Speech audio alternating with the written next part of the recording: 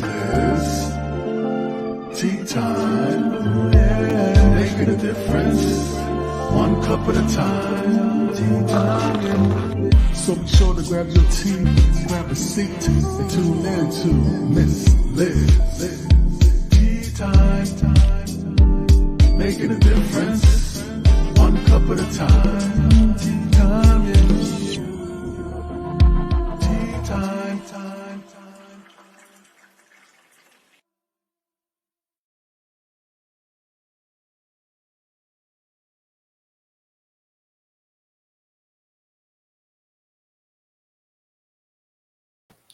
Well, welcome to Tea Time with Miss Liz. That's right, it's lunchtime. It is January 13th, 3 p.m. Eastern Standard Time, and I am back. This year, I am back with education, bringing educational awareness to incredible topics that need to be spoken on. I do have a disclaimer, so I will get into that, and then I will bring in my incredible guest that is joining me today. So the disclaimer that I have, disclaimer for Miss Liz's Tea Times live shows. I am going live and using StreamYard. Before leaving a comment, please grant StreamYard permission to see your name at StreamYard.com. Please be advised that content brought forward for any of these Tea Time shows hosted by myself, Miss Liz, is always brought forward in good faith, however, may bring forth dialogue and opinions that are not representative of her platform. The faith and information are perceived to be accurate at the given time of airing. All Tea Time guests and audience participation are responsible for using their good judgment in taking any action that may relate to the discussion. The content brought forward may include discussions for somewhere they may be emotional at risk. There may be trigger warnings. It is significant to know that this show is engaging in discussion forums only to offer and inspire awareness and connection and is providing therapeutical advice. If you have any questions about this disclaimer or of any of the panelists' discussion, you may freely contact me, Miss Liz, at bookingmissliz@gmail.com. Moving forward, should you choose to voluntarily participate in this show in any aspect, Miss Liz welcomes you. Should you decide that this show is not for you at this time, I respect that, and that is your choice, and I welcome you back to join me at a later time. So I want to thank you all for joining me today on Tea Time. Today is launch day, and I'm going to bring in my guest. I'm just going to grab him here. He's in the back of the studio, patiently waiting. Welcome, welcome. So in the studio today, I have the incredible Matt Sinkovitz. That's right. Vitz, right? I got it right. Yep. So I'm going to read just a little bit on his bio, and then he's going to get into what porn to purpose is all about and making peace with porn. So it will be a show that may trigger some. So please, again, I advise you, if this is going to trigger you in any way, I ask you not to tune into this show. And if it helps you in any way, or you feel that this show has any purpose to you, please tune in and share it with someone who could relate to this matter. So Matt Sinkovitz has been a practitioner and teacher of personal and spiritual development for over a decade. An avid student of mindfulness and meditation, Matt graduated from the Blue Mountain School of Mindfulness Arts Seminary program in May 2018 with a master's in Buddhist ministry and was ordained Asha priest in May 2019. In this capacity, he has now serviced as a spiritual he has now serviced as a spiritual guide and interfaith chaplain in prisons and hospitals. Matt began his studies in Buddhism and New Thought as a young adult, seeking resolution of his own personal life dilemma. Overcoming his 20 years plus compulsive relationship with porn, Matt has inspired to share his journey and support other men in their path to liberation. Through his online Facebook support community, Porn to Purpose, Matt currently runs the 90-day liberation boot camp as well as a 7-day porn Aspens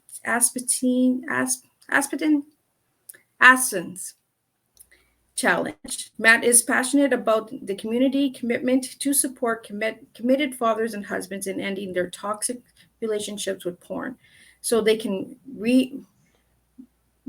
I'm gonna have trouble with this word. Reignite. Reunite that passion in their relationships and be better role models to their children. So again, welcome, Matt, and thank you so much for coming on Tea Time. It is an honor to have you here with me today. So I'm just going to get into it. I've rambled on enough. I'm going to sit back and enjoy my cup of tea here and get you to share a little bit on your journey and what porn to purpose is and how you made peace with porn. Sure. Thanks, Liz, very much for having me on today. I really like your intro that you had going there. That was cool. Oh, thanks. And your little musical intro there. Yeah, so my name is Matt Sinkovitz, and I'm the founder and primary coach at the Porn to Purpose men's coaching community. And so I'm a men's coach. I also run the Porn to Purpose men's Facebook community, which is a private community of just about 900 men from around the world that it's a community of men that have come together to uproot and resolve their relationship with porn and get it behind them for good. Maybe during today's conversation we'll get more into kind of my history and my path and how I got here and everything like that. But that's primarily what I'm out here to do is to serve men who have identified that pornography is unhealthy for them and they'd like to remove it from their lives. And that's the work that we do. So what was it that got you to know that there was a problem, Matt?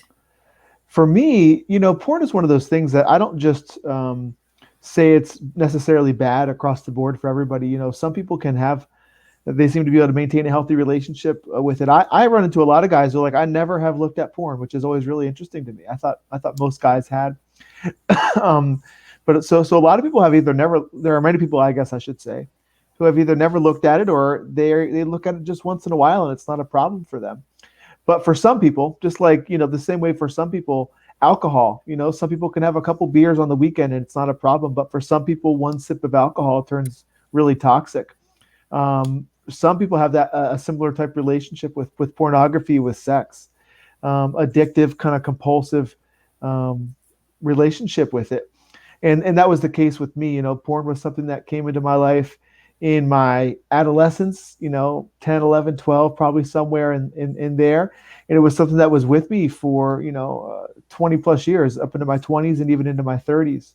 And it was something that for me, I recognized as something that was not healthy for me, something that was compulsive and addictive, something that did have a adverse effect on my life and the different key areas of my life. And it was something I decided to remove from my life, but I was not successful on my own, so I ended up hiring a coach and getting into a program and doing the work around it that way. But just to answer your question, I recognize it was a problem for me because it was having a harmful impact on my life in many ways. So did you notice that there was an increase of watching it or like, did it cause like different mental stableness and like work relates or like relationships or anything like that? Yeah, I mean, it affected my relationships, social and intimate. It affected my spiritual life. I felt it was a spiritual ceiling of sorts. I felt it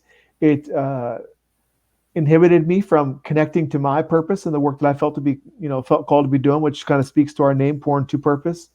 It affected me energetically, physically. It affected me at work and my productivity, and the momentum in my life. So yeah, it was affecting every key domain of my life, and it was something that, I think like with anything, it's like, of course we desire perfection, but there's this thing. It's really about the growth journey. So for me, it was something that probably increased over time in my life. I'm sure there was a peak period where it was very, very regular, maybe every day or several times a day, and then it began to diminish, and it just becomes a less and less a part of your life and a less and less a part of who you are. So yeah, it was definitely something that increased in regularity and also the extreme natures of the genres, which is very common.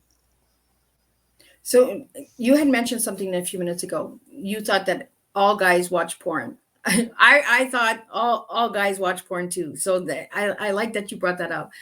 But do you feel that porn was like an educator for men on how sex should be? Because I'm getting that a lot from the research that I've been doing since we talked. I've done some research, and a lot of men use it as an educator. Yeah, it's one of those things, Liz. I think for a lot of people, especially today, we're seeing that kids are getting their hands on earlier and earlier with access to the internet and access to phones. And we are seeing it really does skew the way in which people, both men and women, boys and girls, view porn, and also the expectations around porn. So yeah, absolutely. I think it's educating people. And even if you're not a kid, there's a lot of comparison that goes on around pornography. So men see what's going on in pornography, and they're comparing either what their performance or what their body or what their anatomy should look like, or also I think one of the most detrimental things is how the women should be performing and what the expectations of women are because of the training and how they're being kind of developed through regular use of pornography. I like that you mentioned that it kind of makes the man think that this is how the woman should perform, Right. And then the women feel like they're not good enough, their self-esteem goes down. Okay, I can't please him because this is what he wants, this is what he sees.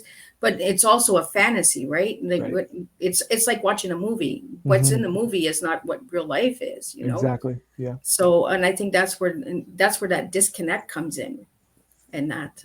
And Right. I really like that you've brought in the title "Porn to Purpose," because there is a purpose for porn, because a healthy mindset, sexuality is part of your mindset. So it is part of your healthy mental health as well, healthy sex life,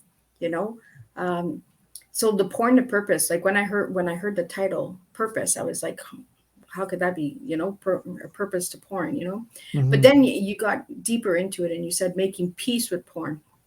Yeah. And you can make peace with it as a man and as a woman as well, because there are some women out there as well that have addictions to porn, and that. So, but you're a man, so I see why you're relating with the male side. Right. But would you be open in the future for females? I would be. I mean, I dug in around the conversation regarding the men, just because that was the journey that I was familiar with. So I don't know. I think if we open up to that sort of thing, I think it's important to make sure that you can do it service, and really do it justice and serve, the person who's seeking help from you. There probably are people out there that specialize in pornography addiction for women. I'm not sure if that's women or if there's men that specialize in it, but I would be open to it. But I think I'd really want to make sure I really felt I could be of service and support. Again, not being quite familiar with the female experience. Absolutely. I completely agree with that, because you're a male, so Right. But I just wanted to see if that would be an open option in the future, because there are women out there that has that addiction as well. Very much so. So I don't want this to only be based on it is only males that suffer from addiction of porn. There are females out there as well. Right. So you do have a 10-day boot camp. Could you share a little bit on that boot camp and why you created that boot camp? Well, there's two separate things. There is the 90-day liberation boot camp, which is our 90-day program that we put men through that come into our coaching community as clients. So it's a very comprehensive approach to helping them resolve their relationship with pornography long term, really get to the root of that relationship with porn and do the healing that may need to be done there around early childhood traumas or whatever's going on there. So we take a deep look at that root relationship with pornography and work to resolve that for good. But we also really help the man connect with, a healthy way of living, helping him connect to his sense of purpose and his higher calling in life, and, the way in which he's called to leave and to serve. And that connecting to that greater sense of responsibility in life is really a big piece of the long-term abstinence puzzle, because, triggers continue to come up, I think they do diminish as we continue on in our passion, we get better at dealing with them. But I think it's one of these things that it's really important to be mindful of, maybe for the long term. So connecting to that greater vision or that greater why or that greater sense of purpose for life is really important. So that's the Liberation Boot Camp. That's our kind of our paid program for members that come in. But then we also we have a free support group. It's called Porn to Purpose as well. And it is the 7-day porn abstinence challenge. We actually just got done running one last week. We run that about quarterly in our group. And we challenge men to 7 days abstinence from porn. Men come into our community from around the world and they make a commitment video right inside the community to 7 days of abstinence. And then I do daily live training inside the group, really giving them a lot of the fundamental stuff that we're giving them inside the Liberation Boot Camp, and give them some of the foundation for long-term freedom in this work as well. So that's the 7-day porn abstinence challenge. Well, that's pretty cool. Yep. Like, and I like the words that the trauma, the triggers, for yourself, Matt, was it a trauma that created the porn addiction for you, or? I don't know. For me, I don't think it was a trauma as much as, for me, I grew up in the Christian church. Okay. And I grew up in a good, healthy home. Every home has its stuff, it's dysfunction. But I think generally speaking, I grew up in a good, healthy home. But yeah, I grew up in a really kind of more rigid Christian environment. And the conversation around sex was not that regular. I didn't really feel very comfortable around my sexuality as a kid, or exploring it or asking questions. If it did come up, it felt awkward, for me as a kid. So I think pornography for me was a way to explore my own sexuality and kind of explore that aspect of me as a kid. And I was also kind of like a shy kid, and I wasn't really good with girls or, with that sort of thing as a kid. So I think for me, it was also a way to connect, in a sense, connect with my sexuality, express my sexuality, and explore, that side of me. From the comfort and safety of my bedroom, maybe, So are you finding out through these programs that you're doing, Matt, is it trauma related for most cases? I wouldn't say most cases, but very often there is early childhood trauma. And I think, trauma could come in many forms, Liz. It's Yes. like, it could come in the form of molestation. You know what I mean? Which is something that I see many men dealing with, but it also could come in the form of a trauma from maybe an alcoholic father, or a father who was not emotionally present in the home. You know what I mean? Or maybe there was violence in the home. Maybe it wasn't even directly, or directed at the kid, but he used pornography to feel safe in his home. So I think trauma can come in many forms. Maybe some more apparent or extreme than others, but oftentimes there is some kind of early childhood trauma or something that kind of triggered us to begin using porn to comfort ourselves and using sex, to comfort ourselves and to deal with life. Now, with Porn to Purpose, do you guys use the word sex, or do you use the word porn? In Porn to Purpose, we do really focus on the pornography conversation, but we do recognize that, a porn addiction is just a branch of sex addiction, so many of our guys that are dealing with porn are not just dealing with that. They're dealing with, infidelity within the relationship, or, prostitution, or whatever, phone sex. There's a lot of different manifestations of that, but we do focus mostly on the porn topic in our conversation. Well, and it's important that we get that message out there, because there is a difference. We need to educate. And again, we're not telling you how to determine if you are have an addiction or not. We are only here to give you awareness, and Matt is only sharing his personal story and his personal programs that he has out there. What age were you, Matt, when you first watched porn? Yeah, I think, man, I think Liz is pretty typical, probably 13, 14. So, I remember teenage. Like a couple, definitely a teenager. I remember a couple instances. I'm not sure exactly what the first one was, or when the first time I might say I was exposed to pornography versus maybe just seeing something on TV. But I think probably 12, 13 is my guess, Liz. Okay. Yeah. So as a child, did you think that it was normal, or did it increase as you got older, or I was don't know it if I something? thought it was normal, but I definitely liked it. It was exciting and intriguing. As a kid, it's really fascinating and quite quite what would be a good word, like intoxicating, and Okay, it's exciting as a kid. So get that high, right? yeah, you get that high, and it's got this kind of allure to it, and you're not supposed to be doing it, so there's that element of it as well. So it's Well, I really think I think quite that's where fascinating. that high comes from, right, Matt? Is we're not supposed to be doing it, but we still do it, right? Like, Yeah, I think that the high also comes from the dopamine that we receive, yeah. as a result of that exposure. So how long have you been free of porn?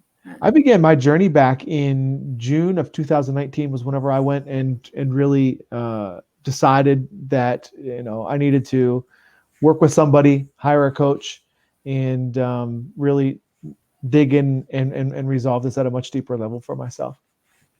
So it's still brand new for you, right?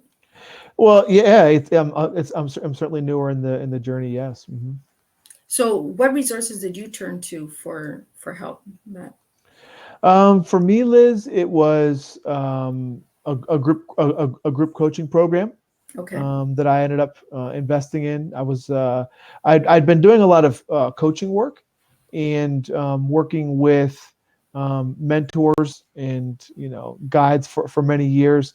So for me, whenever I kind of identified this was something that I needed to resolve for myself, I just went to what I had always been doing. Whenever I had a specific problem, I hired a coach and got into community and accountability around it. Cool. So when I talked to you before the show, I asked you for one word that describes you, and the one word that you Mm-hmm. gave me was accountability. Mm-hmm. What does that word mean to you? Well, accountability speaks to, I think, integrity. It speaks to, doing what we say and saying what we do. And being someone that abides by their word. And honors their word. And when we make commitments around something, we do our very best to show up and honor it. And in our community, we say, "How I do anything is how I do everything." So. If I'm not showing up or if I'm not accountable in one area of my life, I'm likely to not be accountable in another area of my life. Plus So taking responsibility, right? yeah, absolutely. And ownership, right? Because we can't change anything until we own up and say, you know what, it's it's us too that needs to change, right? Yeah, full ownership, full responsibility. Absolutely. So I think that's where the accountability comes in for you, is Yep. taking that responsibility and showing that it can be done. Yes. What message have you learned about yourself since you've taken coaching and the resources to heal yourself? I think one of the biggest things I identified was, you know, it's that when we go to these addictive or compulsive behaviors, no matter what it is, I think this is one of the biggest things. Oftentimes it's because we're attempting to meet other needs. Oftentimes when we go to porn or sex or cigarettes or alcohol or drugs or food, sometimes it's to meet a direct need, right? Sometimes we go to food when we're hungry, but sometimes we're standing in front of the refrigerator at 12 o'clock at night and we're not hungry. We're just looking for something else. And I used to smoke cigarettes, and that was the same thing. A lot of times I was just smoking because maybe I was feeling lonely. Maybe I was feeling bored. Maybe I was looking for some kind of connection. Maybe I was feeling anxious and stressed. And that was one of the biggest insights I had, that I have been using porn in order to deal with certain needs, certain emotions. I was using porn to connect, to escape, to feel good. And I think once I became more aware of the needs I was attempting to meet by using porn, I could then identify, okay, how can I begin to meet these needs in a healthier way? You know, and another piece of this is, pornography addiction, much like any addiction, is very emotionally driven. We're experiencing this urge, this impulse, this energy that comes up in the body, and we need to do something with it.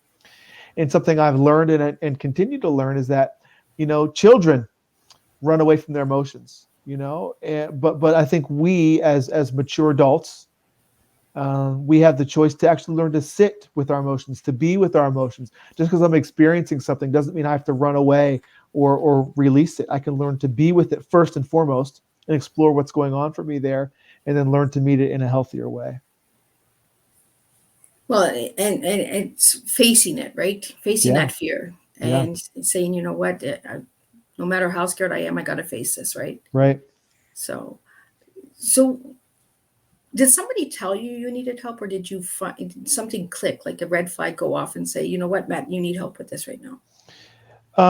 No, there was not something I was like I shared with anybody. It was very Very private private. journey. Yeah, for me, there's a couple things that I offer whenever someone is trying to kind of gauge for themselves, is this a problem for me? And I can share those with you if you like. But for me, it just kind of became more and more apparent, especially as I continued to grow in awareness and grow in consciousness, that it was something that was unhealthy for me. It was something many times in my journey I decided I was done with and I wanted to quit, but continued to return to. And I kind of recognized, like, if I continue on this trajectory, I'm going to end up being an old man, you know what I mean? And not have this thing resolved. And I didn't want that for myself. So for me, it was just, it was the point of like, when the pain of where you are is greater than the pain of making the change, or however that dynamic works. I Yeah. forget exactly. Then you'll be motivated enough to make the change, and that's where I was. I was just tired of not being able to, I think, control myself and really find resolution in it for myself. Well, I'd be honored to hear what steps you took and how you Mhm. took them and all that. I'd really like to get into the journey of how you got to where you are and how you made peace with porn, Mm-hmm. because you're very you feel relaxed now, uh, at peace. Mm-hmm. And I guess maybe making peace with porn has something to do with that. So if you could share with the viewers and the listeners out there, how did you find that peace, Matt? Yeah, well, I mean, the piece that I could say that I have in my life at this time, or the piece that I've found with porn, I think, I've been on a very intentional personal and spiritual development, journey for many years. I'm 38 years old now. I began, um, I think, really investing in coaches and mentors and really taking my personal and spiritual development seriously, like around age 25. So 13 years, I'd say I've been really intentional about this growth path. And, it's been a personal growth path. It's been a mental growth path. It's been a physical growth path, but it's also been a spiritual growth path. So for me, I think that the piece that I have today is a result of my daily practices and the work that I've done on myself, and really staying committed to the things that keep me grounded and powerful and in a place of regular growth. So for me, I think it was a combination of the personal and spiritual development work and all the work I had done with the mentors. It was the process of mindfulness and meditation, which around age 25 I really dug into, and ultimately went on to study with my teacher and become ordained as a Buddhist minister. So meditation and mindfulness and that spiritual work has been a very regular piece of my life. Also digging in around the work I did in the coaching organization and really getting to the root of my own relationship with pornography and figuring out what was really going on there, getting into community and accountability around it. All those things were a big piece of the puzzle. And I think at the end of the day, it's all been a result of the development of my own consciousness, just kind of like recognizing that certain habits and behaviors are toxic, and certain habits and behaviors do pull us down and have energetic effects. So for me, I think it was learning to see those things and learning to remove the weeds from the garden, so to speak, and stop engaging in the things that disrupt my peace. I like that you said that, pulling the roots, right? Because when we had our one-on-one earlier, you had mentioned that pulling the weeds and that and replanting the seeds, right? Yes. And that and I can see the spiritual relationship because of your background and your history, right? Mm-hmm. So now let's get into the T. What is your T, Matt? So if I give you the word T and I ask you for a word for each of the letters, the TEA, what is Yep. your T? Yes. So the T for me, and it's past, present, future, correct, Liz? Okay. So the T for me, which would be my past, is I think truth. You know, so for me, embracing the truth of my past, the truth of my history, the truth of who I am, and bringing my truth to the world. You know, and sharing it with others, and being as vulnerable as I can, and open and authentic and transparent as I can around my journey, you know, to be of service and support to others. Also, you know, seeking the truth. What is the truth, you know? Um, yeah, so I think that would be my T. The E, I actually made some modifications to this list since you and I spoke Oh, with I Cecilia like earlier. modifications. I like that. Yeah, so for E, which I guess is the present, I have evolution. You know, Oh, evolution, I just like that. being in a constant state of growth and evolving in mind and in body and in spirit. In the Porn to Purpose community, we have this process of conscious evolution, which we help our brothers engage in. You know, and it's like, you know, we have these older versions of us, and you know, some people try and do abstinence from porn just by just saying, I'm just going to quit, I'm just going to stop. And that's what I used to try and do. But for me, I really found that, as I kind of alluded to in some of my shares earlier today, that um, it really came for me as a result of like a shift in who I was, a shift in consciousness, a shift in identity. You know, so as we're intentional about our growth, as we're intentional about our evolution over time, at some point we turn around and we're no longer that old version of ourselves anymore. You know, as we're intentional about our daily growth in mind and in body and in spirit. So that's where I am today. E for evolution. And then A, future, right? I have ascension. So my continual path upward of growth, you know, that being my trajectory, just continuing to grow every single day and take another step every single day, and realize, I think, more and more who and what I am every single day, living out of that. And I honestly think back that you honestly gave me your life tea now. Because when we first talked, I don't think you were giving me your life tea.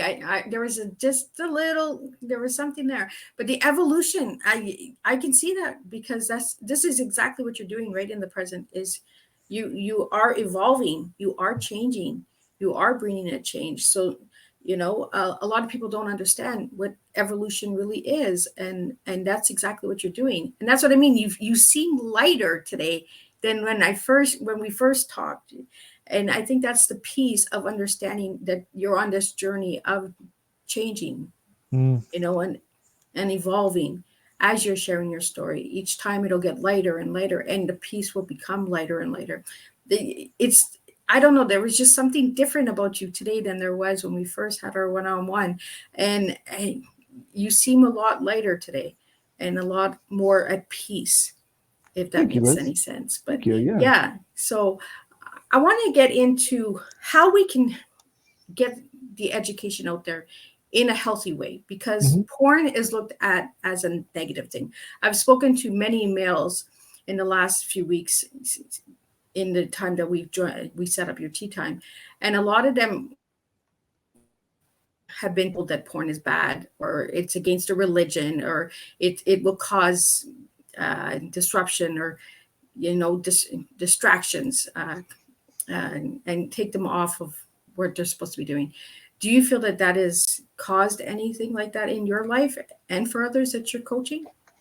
Well, I wouldn't say it's necessary. I mean, I'm not sure if I would say it's necessarily bad. I think certain genres and certain stuff that goes on in pornography can be bad. Okay. For example, taking advantage of a minor, someone under 18, or maybe someone who's engaging, the sex trafficking conversation is really hot today, and we're seeing a lot of that. So, if someone's been manipulated or coerced, or they're engaging in this stuff against their will, or whatever, they're being manipulated in some way, I think that could be bad. Okay.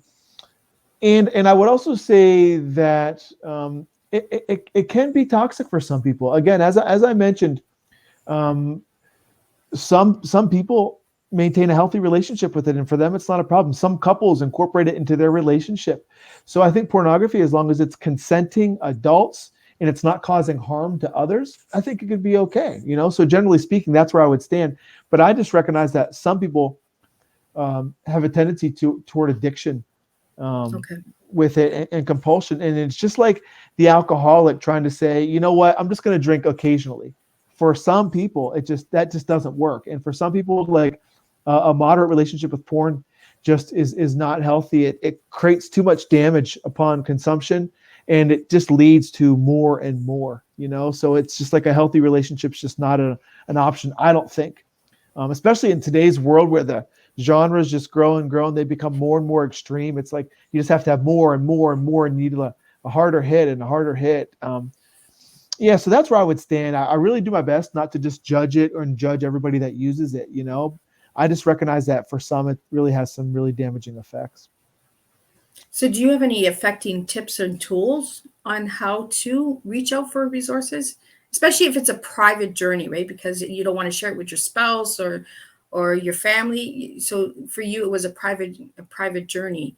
So is there ways of getting that into your lifestyle without people knowing, like going to a meeting or a coaching one-on-one without a family member knowing or your spouse knowing? And like, how did you find ways of doing that? Yeah, so it is very much a private journey, and it's something that most people deal with by themselves. There's a lot of embarrassment. There's a lot of shame around it. So, and then what's really tough is like when a husband, maybe his wife doesn't know. Oftentimes she probably does know, but it's not something they discuss, because people know what's going on in their own home oftentimes and the behavior that comes with it. So people try and deal with it by themselves, and that's one way to do it. There are anonymous groups out there like Sex and Love Addicts Anonymous or Sex Addicts Anonymous. There are different ways to engage in it. Like our community is a private community. It is on Facebook, but only the members that are in our group can see who's in it. So you can begin, I think, to do some more anonymous work around this. Okay. But ultimately, I think porn is one of those things that hides in the darkness. It thrives in the darkness, and ultimately one of the best things we can begin to do is connect with others and begin to share our journey with others, and certainly those that are on the same path with us. And, you recommended what can someone begin to do? I think one of the best things someone can begin to do is just begin entering into community around this and begin to talk about it with others that are on the same path, that, in a safe, non-judgmental, loving space, and getting into some forms of accountability around it, beginning to get some education around it, and beginning to draw the lines like, wow, some people kind of like aren't aware, right, that they are not connecting the dots like so many of us do. Like, pornography has this way for men. Maybe you'll use pornography during the day, you masturbate, right? And you expel your sex energy, right? And then you get home and you're disinterested in connecting with your wife, when she's ready to be intimate or wants to connect with you, But oftentimes we don't kind of put two and two together. We don't see that porn is affecting our sexuality or our intimate relationships, or our sexual energy. So something we can also begin to do is just to, I think, begin to pay more attention to the way in which porn affects us and begin to kind of connect some of those dots. I think getting into community and starting having conversations around this are a great way to begin to illuminate that for us. Well, I think that's right? Like the open conversation of being comfortable talking about porn without having that negative feel to it, right? Yeah, and that's something I would offer to the ladies out there who might be listening. A lot of women are either they don't get it, they don't understand why their husband can't just stop. And they also are, some women are really just disturbed by what their husband or what their husbands are watching, So I think for a lot of, and maybe rightly so, so I think a lot of men don't feel safe bringing it to their wife, bringing it to their partner. So I think the best thing a woman or partner might do if they suspect that their partner is engaging in this or has an issue with this is to really do your best to create a safe, loving, non-judgmental space for them to come and open up and to share and begin to explore it and do the work around it, not feel as though they have to hide it or have shame around it. Well, that's it, right? The shame and the guilt and the negative. Like when I was speaking with other males about it, they were like, well, Liz, that's what taught us how to have sex. And I was like, from different countries, they're not even allowed to speak or ask their parents about what sex is or what. So they turn to porn to educate themselves, and they think that this is the healthy sex. Right. And I think this is where we're not doing the right teaching. We're not teaching our children right by saying, what, don't talk to us about sex. Don't. I'd rather have an open conversation with my children, knowing that they're having a healthy sex life, than being afraid to say, you know what, Mom, there's something wrong with me, and Yes.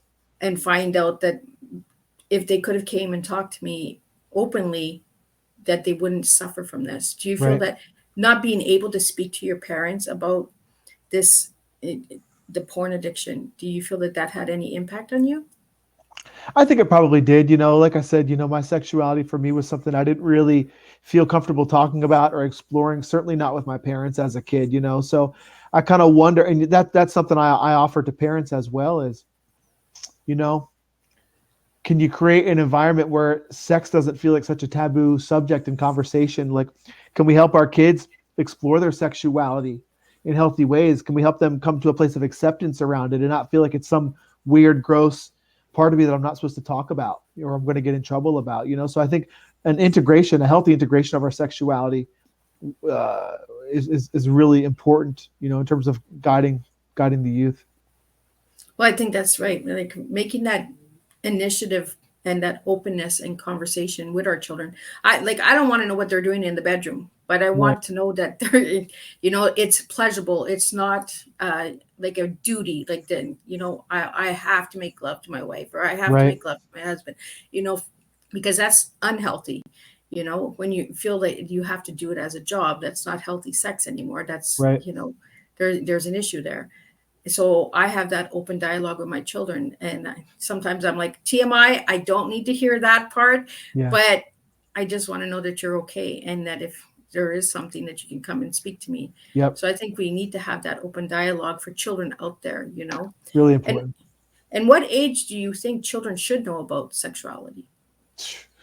I think like with so many things, I'm not sure if there's a clear line. I think it's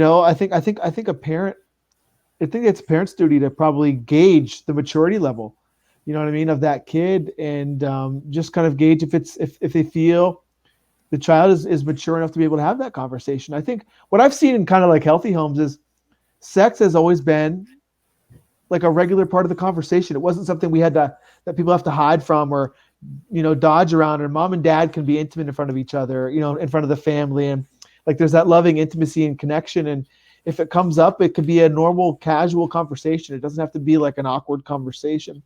So in terms of what age, who knows? But I think it would be the responsibility of the parent to kind of gauge the maturity level and when's the right time to have that. But maybe it's not like we have to have it at this time. Maybe it's something that could just be a normal part of life, Well, it's like you said, like, Sunday dinners, and we're not talking about what's going on in the bedroom, but we can actually have that conversation, like, right. Is there something changing in the body? Like, is there things, there's other ways that we can talk about sex, but not in such a taboo way, or that stigma or that shame. Mm-hmm. With school, we have sexual education. How do you feel about that, Matt? In schools? Yeah. Well, I'm not sure what the current sex education looks like in schools. I know for me, it was like something that everybody laughed at and didn't really teach us much.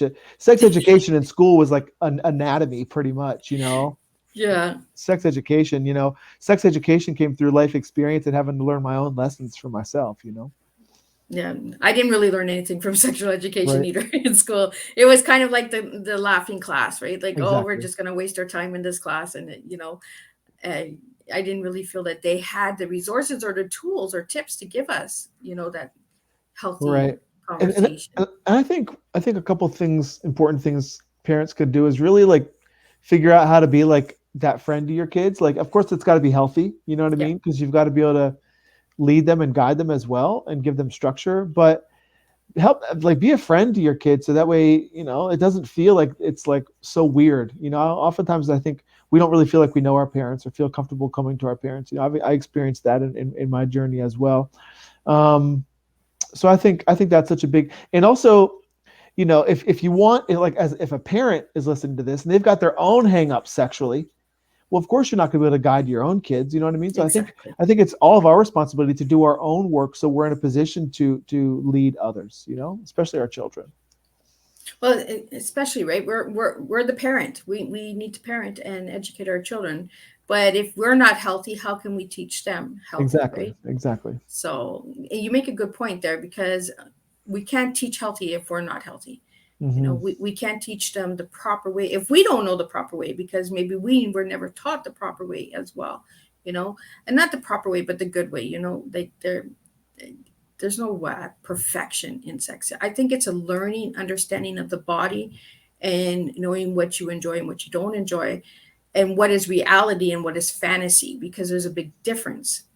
And I think that's where a lot of people look at porn as negative, because they say, well, you know what, that's just bad sex, that's just dirty sex, where porn is actually enjoyable if you can enjoy it without the addiction part of Yep. it. Yes. So the part that I want the viewers and the listeners to understand is the fantasy and reality. When does that click? Like, is there something in the body or in the mind that will say, this is not healthy anymore? Well, I think that's something we have to tune into on our own. That's kind of one of the tips I give people when they're attempting to gauge for themselves. Is this a healthy habit or healthy behavior?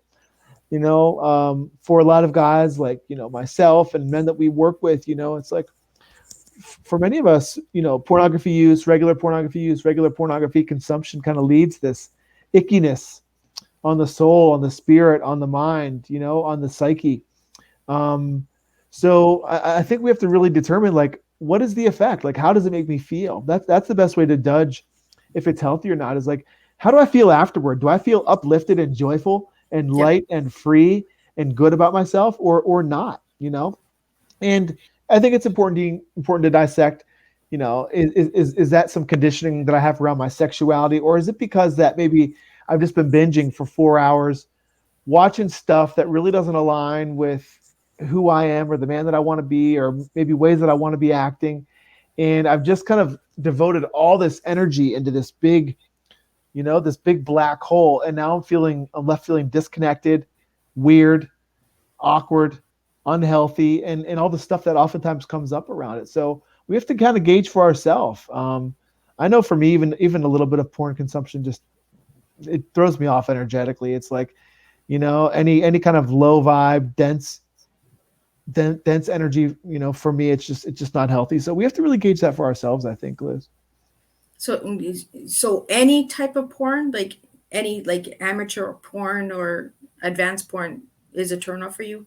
It's not a turnoff. It's just that it's just not healthy for me. Okay. Where it kind of takes me, and the time I spend on it, and the energy I spend on it, psychically, energetically, physically, mentally. It's not just a quick little snip for me. It just turns into more. So for me, it's like, and then the after effect, the emotional, I think, energetic impact afterwards is just not healthy. Yeah. So for me, like, complete porn abstinence is what I've come to understand is really where I need to be. Again, I'm not saying it's necessarily like that for everybody. So for the viewers out there and the listeners, what is porn abstinence? Porn abstinence is total freedom from porn. Like, if I'm abstinent from pornography, it means I don't view pornography. It's like I don't try and maintain a moderate relationship with it. I don't. If someone's abstinent from alcohol, it means they don't drink. They just kind of recognize that abstinence is the path for me. We incorporate into our program and our process the work of refuge recovery, which is a mindfulness-based approach to recovery from addiction, and it's all about abstinence. It just recognizes that, again, the alcoholic probably can't casually drink anymore. You know what I mean? So if we identify that this is an unhealthy behavior or activity for us, then complete and total abstinence is really the ultimate path that we're aspiring for. You're making really good. I mean, as you're sharing, Matt, I'm understanding a little bit more on the reason why you do what you do, why you created Porn to Purpose, and that. For the viewers and listeners out there that are watching now or that will be watching later and you're watching the replay, if you have any questions at all, you can reach out to Matt and they can reach you at what locations, Matt? Yes. So two of the easiest ways to find me, one on Facebook, we have the private group, men only, called Porn to Purpose. You can just search Porn to Purpose on Facebook and you'll find the group. We also have a business page, but so you want to look for the group. And you can also email me direct if you just want to connect directly. Maybe you're not on Facebook or you don't want to go that avenue. You want to be a little more discreet about it initially. You can email me at makingpeacewithporn@gmail.com. And for the viewers that are watching, the links have been put up so you can see them in the stream here, and you can reach out to Matt. Matt, any final words that you would like to tell the viewers and listeners out there about porn and why it is important to reach out? Yeah, I mean, I guess I would just say, Liz, that there are a couple things that we offer to someone who, again, my stance is not that it's wrong for everybody, and I think I made that clear here today. Again, just for some people, it's just not healthy, and it leads to more. And oftentimes we don't see the correlations. There's like hidden issues with it. Just like maybe when you're younger, you don't realize why it's important to drink a lot of water until you start drinking more water. Then you realize how good it feels to be hydrated, or you don't really realize the harmful effects of cigarettes until you smoke a lot. And then you start to kind of recognize that, hey, it's a drag on my energy, and I don't like the way it makes me feel maybe, or just different stuff like that. Same with porn, when we're younger, we have maybe more resilience around it, or we just don't have the awareness around it. We don't really see the way that it affects us, But I think as we grow, we can begin to see more and more that for some of us, it's just not a good fit. And a couple ways I like to gauge that, Liz, are one, first and foremost, as I kind of shared here today, is really gauging how does it make you feel? Do you notice afterwards that you're feeling energetically uplifted and joyful and inspired, or do you feel that there's an energetic drag afterwards, maybe for a couple of days or a couple of weeks even, So really gauging, I think, the emotional and energetic experience around it and just being really honest with yourself. Just observe before and after. How do you feel? Another way to kind of gauge that for yourself, Liz, I think is it something that you've told yourself you're going to quit? You've tried to quit, right? You've determined that it was something you wanted to remove from your life, but you've been unsuccessful. You continued to return, and you've been unsuccessful in maintaining that for yourself. And number three, is it something that you have to keep secret in your own life? Is it something that you have to hide? Is it something you have to keep a secret from your spouse or your partner? If they knew about it, would it be an issue? Are you comfortable handing over your phone or your web browser history right now to your partner? Or is it something you have to have kind of a smaller, contracted, kind of hidden energy around in your life? I don't think that's ever a healthy way to go about life. So those would be a couple indicators. And if so, it may be worth exploring getting some support around it. And a great place to start is oftentimes just getting into some community around it and getting around others who are also on this path. So how do we bring awareness to this topic besides the conversation that we're having today? Oh, I think having the conversation that we're having today, me doing my work and being public about my journey. There's a lot of websites, there's a lot of resources out there, but I think just continuing to have these conversations, Liz. And again, I'm not out there saying porn is bad, you know what I mean? But I'm out there sharing my journey, and I'm out there saying for those of you that maybe recognize that it may be an issue, we're here to support with that. So I think just continuing the conversation, Liz. Well, I think staying engaged, right? And understanding, and it's okay to speak on things that are uncomfortable, because I think that's number one thing with this year with Tea Time with Miss Liz is going to be some very uncomfortable conversations, but those are conversations that need to be spoken about, because I think we keep it in the silence too long, and that's what causes a lot of the trauma and triggers and not being aware. How do we change anything when we're not aware of it? Absolutely. If we don't have awareness that there is possibility of changes, we can't make changes if we don't know them, right? Absolutely. So again, if you'd like to reach out to Matt, you can get him on his Facebook group, Porn to Purpose, and also Making Peace with Purpose, Making Peace with Porn. So again, thank you, Matt. But before we close up this tea time, I want to lighten it up before we close up, because I don't like to leave a tea time really heavy, because tea that's heavy is not good, but Right. tea that is light is good. So I want to find out your favorite color, and why is it your favorite color? Okay, yeah. So I think blue green is my color. Maybe like an ocean blue or an ocean green. Blue and green have been colors that always have appealed to me. I think just energetically, in the way that it feels, and when I kind of envision my aura, those are kind of the colors that I see for myself, and I find myself drawn to peaceful, soothing colors. I like that, and I like that you lighten it up before you left. You brought peace to the room before you leave the tea. Thank you. And that's what we need to do, is we need to lighten up, not be so serious all the time. Mm-hmm. We are talking about serious topics here, but we need to lighten it up as well, because when it gets too heavy, then it doesn't solve anything. It just brings more heaviness. So for all the viewers and listeners out there that have tuned in today and that are watching the replay, if you have any questions at all, you could reach out to me, Miss Liz, or you could reach out to Matt Sinkovitz. That's right. I said it right. You got so, it, Liz. I got it. It's like a Ritz cracker. That's right. So I want to thank you all for tuning in today and joining me. And I will be back on the 19th at 10 a.m. And you will see me bouncing around with times, because I am working with different guests from around the world. And I am bringing in a man who will be sharing his self-care story on how self-love is important, and he's coming in from Israel.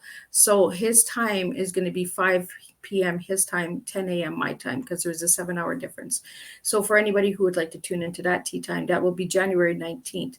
Then on the 22nd, I have Mariah Harris coming in, and she's coming in from Welch. So again, we will be working with time zones, so you will see different time zones for tea time. So if you're asking a particular time that you will hear tea time, you won't get a particular time.